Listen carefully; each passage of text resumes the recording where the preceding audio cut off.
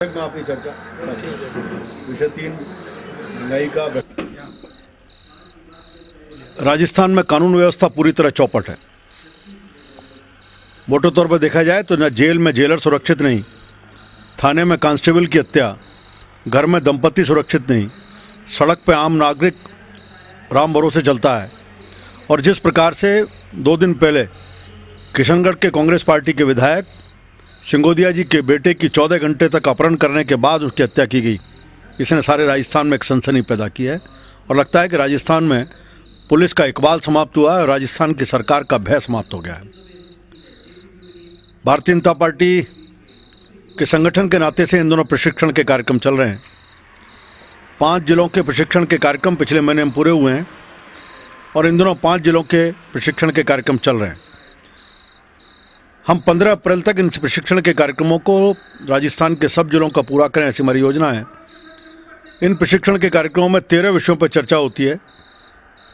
3 दिन और 2 रात सब कार्यकर्ता एक स्थान पर रहें, आवासीय शिविर ये रहते हैं, विषयों की चर्चा हो और एक दूसरे को समझने का अवसर मिले, इसके पीछे का भाव रहते हैं। अंतिम दिन परीक्षा और उसके बाद प्रमाण पत्र, ऐसी इसमें योजना है।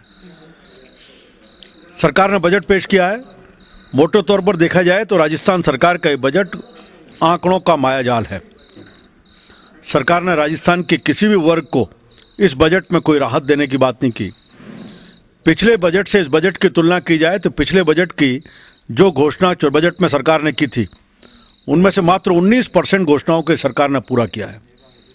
तो किन आधारों पर सरकार की इस बार की बजट की घोषणाओं पर जनता विश्वास करे? जहां तक बड़ी हुई योजना का बात है तो योजना के आकार के आधार पर सरकार की परिकल्पना ध्यान नहीं आती। पता चलता है कि सरकार ने इन सब के बीच में कितनी सब परिसंपत्तियां अर्जित की। देखने में आया कि परिसंपत्तियां कोई अर्जित नहीं और केवल उधार के आधार पर हम सरकार की बड़ी योजनाओं के आंकड़े खड़े करके जनता में भ्रम पैदा करने का प्रयास कर रहे हैं। विधानसभा में जनता से जुड़े हुए सब विषयों को लेकर के प्रभावी तरीके से उठा करके इस सरकार को जैसे पहले सदनों में हम गिनते रहे, इस बार भी घेरेंगे और कटघरे में खड़ा करके जनता को के पक्ष में कोई निर्णय हो, इसका हम पूरा प्रयास करें। राजस्थान में मैंने कहा सरकार नाम की कोई चीज़ नहीं है। मुख्यमंत्री के गृह जिले जोधपुर में जिस शराब के घोड़े पर बैठ करके कांग्रेस पार्टी ने सरकार बनाई, पिछले दिनों नशीली शराब के कारण 23 लोगों की हत्या, अभी हाल में जिस प्रकार से फ्लूड के कारण से 14-15 पशुताओं की मौत हुई है, उसने एक सनसनी पैदा किया और प्रकट किया है। जिस मुख्यमंत्री के गृह जिले में आम आदमी किसी प्रकार की राहत की उम्मीद नहीं कर सकता, वहाँ लोग सरकार की लापरवाही के कारण से, चिकित्सकों की नेग्लिजेंस के कारण मर रहे हैं। वो किस प्रकार से राजस्थान में आराम की बात या किसी तरह की सरकार की चिंता की बात कर सकता है? भारतीय जनता पार्टी ने इन प्रसूताओं के विषय को लोकसभा में और विधानसभा में प्रभावी तरीके से उठाया। दुर्भाग्य की बात है कि राजस्थान की सरकार ने अब तक इस विषय में किसी को भी दंडित करने का काम नहीं किया और आगे कोई व्यवस्थाओं में सुधार हो, इसका भी प्रयास अभी तक नहीं किया।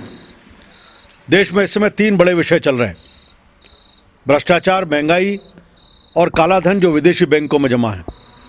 इन तीनों विषयों को लेकर के भारतीय जनता पार्टी ने पिछले कुछ महीनों से प्रभावी आंदोलन शुरू कर रखा है। सदन में हमारी मांग थी कि इन विषयों को लेकर के, जिसमें 2G स्पेक्ट्रम का विषय था, जेपीसी का गठन किया जाए। एक चरण पूरा हुआ और जेपीसी की घोषणा हुई, लेकिन केवल जेपीसी बनने से इन समस्याओं का समाधान नहीं होने वाला। हमारा मानना है कि कांग्रेस के बड़े नेता और प्रधानमंत्री का ऑफिस ये सीधे सीधे शक के दायरे में आ रहे हैं। भारतीय जनता पार्टी ने 6 अप्रैल से लेकर के 15 जून तक इन तीनों विषयों को लेकर के एक बड़ा जनसंघर्ष नीचे तक जाकर के जनता के बीच में करने का तय किया है। राजस्थान में इन विषयों को लेकर के 15 अप्रैल से 15 मई के बीच भारतीय जनता पार्टी का कार्यकर्ता बूथ इकाई तक जाएगा और जनता में जागरण करके अलग अलग संघर्ष के रूप को खड़ा करे, ऐसा हमारा प्रयास रहेगा।